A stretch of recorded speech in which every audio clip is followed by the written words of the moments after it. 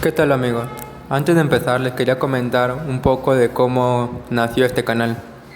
En realidad cuando llevaba en la universidad el curso de informática, nos hicieron subir un video, pero ese video era simple porque no sé si lo habrán visto, que trata sobre el núcleo celular, que es el primer video que subí más o menos hace año y medio, y vi que el día de hoy que tenía 373 vistas. Entonces dije, wow, un video tan simple y que tenga estas vistas, la verdad que me sorprendió. Y decidí ya inaugurarlo hoy oficialmente, este canal, con el nombre de Sensing Medic, que lleva parte de mi apellido. Y Medic porque soy estudiante de medicina y ya me faltan unos años para terminarlo. Y el tema del sistema óseo lo elegí porque él es el primer tema que la mayoría de los estudiantes lo vemos, ya sea medicina, enfermería o los estudiantes que llevan anatomía. Pero también vamos a hablar acerca de la biología, fisiología o cualquier tema que ustedes me pidan. Si les llega a gustar este video, no olviden compartirlo, darle like y suscribirse, que eso me motivará día a día a seguir creando contenido nuevo. Sin más que decir, vamos a empezar. Bien, siempre cuando hablemos de sistemas es importante conocer una terminología general. En este caso sería osteología, que es el estudio de los huesos. Pero ¿de dónde proviene esa palabra? Del griego osteo, que significa hueso. Y por más sencillo que parezca, la osteitis, que es la inflamación del hueso, ha venido en preguntas de exámenes. Por eso es que lo he colocado ahí para que lo tengan presente. Ahora sí, yendo a la parte que nos interesa, hablaremos de las funciones del hueso. Tenemos a la protección de órganos. Y si es verdad, ¿por qué? Porque, por ejemplo, en esa imagen mostramos al esternón y a la costilla, que están articuladas entre sí, formando la articulación esterno-costal. Pero ahora, siguiendo la protección de órganos, por ejemplo, ¿a quiénes protegen el esternón y la costilla? Al corazón, a los pulmones, algunas arterias importantes, como vasos y nervios también. Como otra función tenemos el sostenimiento o soporte de órganos. Como otra función, prestan inserción a los músculos a través de tendones. Y es cierto, cuando lleven el curso de anatomía ya más en general, les harán a conocer los más de 600 músculos que tiene el cuerpo humano. ¿Qué otra función tiene? El sistema de palancas entre hueso y músculo. Más adelante, cuando llevemos el sistema muscular, les mostraré que existe 3 tipos de palanca. Se le conoce palanca de primer orden, de segundo orden y de tercer orden. Es bueno recordar que el hueso presenta un movimiento pasivo y el músculo es el que presenta el movimiento activo. También nos sirve como función que es de depósito o almacenamiento de las sales minerales, como por ejemplo la homeostasis mineral. Y también realiza la hematopoiesis, como que también ha venido en preguntas de exámenes como hemopoiesis, que significa lo mismo. ¿Y de qué se encarga la hematopoiesis? De la producción de células sanguíneas. ¿Cuáles son, profesor? Los glóbulos rojos, o también llamados eritrocitos, o también llamados hematíes. Tenemos a los glóbulos blancos, también llamados leucocitos. Y tenemos a las plaquetas. Ahora sí, antes de pasar al siguiente, si tienen alguna duda, no duden en escribirme en los comentarios para aclarársela. Ahora hablaremos sobre la característica más importante del tejido óseo. Como primera característica, que es un tejido cognitivo especializado. También es uno de los tejidos más rígidos y resistentes del cuerpo humano. ¿Dónde se origina? En la hoja embrionaria mesodermo. Aclarar que en las hojas embrionarias existen 3. ¿Cuáles son? El endodermo, el mesodermo y el ectodermo. Entonces, profesor, una pregunta. ¿Del mesodermo solo se origina el tejido óseo? No, también se origina el sistema muscular. Entonces, del mesodermo se origina el tejido óseo y el tejido muscular. Está formada por células con abundante sustancia intercelular. ¿Por qué lo coloco en mayúscula? Porque han venido en preguntas de exámenes donde te ponen: está formada por células con escasa sustancia celular. Entonces sería falso. Sí, pero ¿a quién le pertenece la escasez? Al tejido muscular. Entonces no se olviden, está formada por células con abundante sustancia intercelular. Ahora hablaremos sobre la composición del tejido óseo. Está conformada por células y por la sustancia intercelular, o también llamada matriz ósea, o también llamada materia viva. Profesor, ¿por qué le colocas tus tres terminologías si solo la podemos aprender con una? Porque uno nunca sabe con qué término te irán a preguntar. De repente te viene con materia viva, pero como no lo conocías, no la haces. Entonces, la sustancia intercelular, ¿a quiénes conforman? A la sustancia orgánica y a la sustancia inorgánica. La sustancia orgánica representa la tercera parte de la matriz ósea. ¿Y quiénes conforman la sustancia orgánica? El colágeno y los proteoglucanos. Pero ¿cuál es más importante? El colágeno. ¿Por qué? Porque es la más abundante. Y en la sustancia inorgánica representa las 2/3 partes de la matriz ósea. Si lo hablamos en términos de porcentaje, sería el 67%. ¿Quiénes conforman la sustancia inorgánica? Las sales minerales, el fosfato de calcio. Pregunta de examen. ¿Quiénes conforman el fosfato de calcio? ¿O quiénes lo forman? Serían las sales de fósforo y las sales de calcio. Ahora, el fosfato de calcio es la sal más abundante, pero presentada bajo la forma de cristales de hidroxiapatita.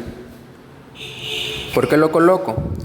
Porque gracias a esos cristales, más el colágeno, hacen que el hueso sea resistente, duro y rígido. Pregunta de examen. No olvidar, ¿quiénes le dan resistencia, dureza y rigidez? El colágeno y los cristales de hidroxiapatita. Bien, ya hemos hablado sobre la sustancia intercelular, que lo conformaban la sustancia orgánica y la sustancia inorgánica.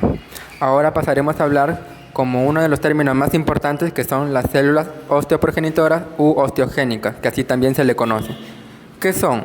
Son células madre pluripotenciales no especializadas. También son las únicas con capacidad de reproducción. Cuando yo coloque una palabra en mayúscula, ténganlo en cuenta. ¿Por qué? Porque si te preguntaran, ¿la sustancia intercelular tienen capacidad de reproducción? La respuesta sería no. Las únicas que tienen capacidad de reproducción son las células osteoprogenitoras. Ahora, ¿quién los conforman? El osteoblasto. ¿Quién más? El osteocito. Ah, ya, profesor, entonces también el osteoclasto. No, el osteoclasto no lo conforma. ¿Por qué? Porque son células no óseas, que ya lo hablaremos más adelante. Entonces, ¿el osteoblasto quién es? Son las células formadoras del hueso. ¿Qué más? Son células jóvenes con un aparato de Golgi altamente desarrollado que secretan matriz ósea. ¿Qué es el osteocito? El osteocito son células maduras. ¿Por qué maduras, profesor? Bueno, si lo hablamos en ese término, el osteoblasto sería una célula joven y el osteocito vendría a ser la célula madura del osteoblasto. ¿Qué más? El osteocito también se le conoce como las verdaderas y representativas células óseas. En otras palabras, es la célula del hueso.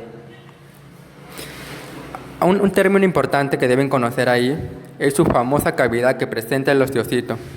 A esa cavidad se le conoce como osteoplasto u osteocele, cualquiera de esos dos términos que han preguntado. ¿Y quiénes los unen? ¿Quiénes unen la cavidad de un osteocito hacia la cavidad de otro osteocito? Son los famosos canalículos óseos, o también llamados calcóforos. Ahora les explicaré por qué el osteoclasto no es una célula osteoprogenitora. Yo les dije que eran células no óseas. ¿Pero por qué? Porque no se originan de la célula madre. ¿Cuáles son las células madre? Las células osteogénicas. Entonces, ¿de dónde se originan, profesor? El osteoclasto se origina de los famosos monocitos. ¿Qué más? Los osteoclastos son macrófagos. Si son macrófagos, entonces, por ende, realizan fagocitosis. Sí. ¿Y qué es una fagocitosis? Es tragar una célula. Fago significa tragar, citosis célula. Mejor dicho, tragan a la célula dañina. Entonces, si te preguntan, ¿cuál es la célula macrófaga del sistema óseo o del tejido óseo? Fácil, los osteoclastos. Recordar que existen macrófagos en los distintos sistemas del cuerpo humano. También los osteoclastos son células gigantes y multinucleadas, o también se le conoce como polinucleada, que viene a ser lo mismo. Entonces, como término general, para conocer lo más importante de esta presentación, serían que las células madres solo forman osteoblastos y osteocitos, más no osteoclastos, porque los osteoclastos se originan de los monocitos.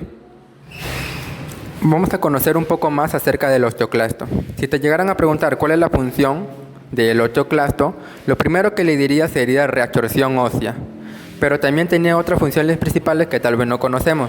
¿Como cuáles, profesor? Ayuda en el desplazamiento de la matriz ósea para realizar ¿qué? Un intercambio de calcio entre el hueso y la sangre. También es un proceso necesario para el mantenimiento, metabolismo, nutrición, crecimiento, desarrollo y remodelación del hueso. Y todo este proceso es controlado por dos hormonas principalmente. ¿Cuál es, profesor? La paratohermana, que así me lo aprendí yo, pero ya hablando en términos anatómicos, es la paratormona o PTH, o también llamada hormona paratiroidea, y también tenemos a la hormona calcitonina o tirocalcitonina. Si te preguntan, ¿de dónde proviene la hormona paratiroidea? Fácil, profesor, su mismo nombre lo dice, de la glándula paratiroides. ¿Y de dónde proviene la hormona calcitonina o tirocalcitonina? De la glándula tiroides. Pero, ¿cuál es la función principal de la hormona PTH o de la hormona paratiroidea? Que ayuda en la activación o aumento en el número de osteoclastos y también incrementa el calcio sanguíneo. Entonces, profesor, ¿cuándo va a funcionar esta hormona? Si en caso un cuerpo tiene bajos niveles de calcio en la sangre, la hormona que se activará sería la paratiroidea. ¿Por qué? Porque me ayuda en el aumento del calcio. Si lo hablamos en términos médicos, sería la hipercalcemia, que es aumento de calcio. Entonces, profesor, ¿de qué se encarga la hormona calcitonina? Si tenemos elevados niveles de calcio en la sangre, esa hormona sería la que se activaría. ¿Por qué? Porque ayuda a la disminución en el número de osteoclastos, por ende, disminución de calcio sanguíneo. ¿Por qué va a disminuir los osteoclastos? Porque si hay una gran cantidad de osteoclastos, van a haber mayores niveles de calcio en la sangre, que es algo que no nos conviene. ¿Y cómo se le conoce al bajo nivel de calcio? ¿O cómo se le conoce a la disminución de calcio? Hipocalcemia. Ya para ir finalizando con esta presentación del día de hoy, no debemos dejar de lado las clases del tejido óseo. ¿Cuáles son, profesor? El tejido óseo esponjoso o trabecular y el tejido óseo compacto. ¿Cuál es la unidad estructural del tejido óseo esponjoso? ¿Es la espícula o trabécula? ¿Y cuál es la unidad estructural del tejido óseo compacto? Es el osteón, o también llamado osteona, o también llamado sistema de Haber. Ya saben ustedes por qué es necesario aprenderse todos los términos anatómicos. Ahora, hablando de la distribución del hueso largo, ¿dónde se ubica el tejido óseo esponjoso, profesor? El tejido óseo esponjoso se ubica siempre, toda la vida. Se va a ubicar en la epífisis del hueso largo. ¿Y el tejido óseo compacto dónde se va a ubicar? En la diáfisis del hueso largo. Entonces, profesor, ¿todos los huesos del cuerpo humano tienen epífisis y diáfisis? La respuesta es no. Los únicos huesos que tienen epífisis y diáfisis son los huesos largos, no olvidar. Y profesor, ¿cuáles huesos largos? Tenemos al húmero, tenemos a la tibia, tenemos al cúbito, al peroné, al fémur. Todos esos huesos presentan epífisis y diáfisis. En términos generales, el hueso largo. Pero la epífisis, ¿qué contiene la epífisis? La epífisis contiene la unidad estructural del tejido óseo esponjoso. ¿Cuál, profesor? La espícula. Entonces, la espícula se encuentra dentro de la epífisis. Y dentro de la espícula, que son canales del hueso, se encuentra la médula ósea roja. Y, profesor, ahí leo que también hay médula ósea amarilla. Claro, la médula ósea amarilla se va a encontrar dentro del canal medular. ¿Y el canal medular dónde se encuentra? En la diáfisis del hueso largo. Profesor, ¿todos los huesos tienen médula ósea amarilla? No, la respuesta es no. La médula ósea amarilla solo se encuentra en los huesos largos. Profesor, usted me está diciendo huesos largos. ¿Acaso hay otro tipo de hueso? Sí, tenemos a los huesos cortos y tenemos a los huesos planos. Pero eso lo veremos en la siguiente diapositiva. Les había comentado que existían 3 tipos de huesos: los huesos largos, los huesos cortos y los huesos planos. En los huesos cortos no hay mucho que añadir, pero también presentan tejido óseo esponjoso y tejido óseo compacto. El esponjoso siempre se encuentra en el centro, mientras que el compacto lo va a rodear a todo el tejido óseo esponjoso que contenga. Ejemplos de huesos cortos: tenemos a los huesos del tarso y del carpo. Ahora, para hablar de los huesos planos, siempre tenemos que tenerlo en una visión lateral. Y los huesos planos se diferencian del hueso largo y del hueso corto en algo muy particular. Sabemos que el tejido óseo esponjoso y el tejido óseo compacto lo representa tanto los huesos largos como los huesos cortos. Pero en preguntas de exámenes nos ha venido como tabla interna y tabla externa. Y nosotros nos quedamos pensando, ¿la tabla interna también lo presentarán los huesos largos? ¿También lo presentarán los huesos cortos? Porque la tabla interna se le conoce como tejido óseo compacto interno. Y la respuesta era no. La única que presentan tabla interna y la tabla externa es el hueso plano. Es algo muy particular de los huesos planos. Y el tejido óseo esponjoso que representan estos huesos se le conoce como diploide.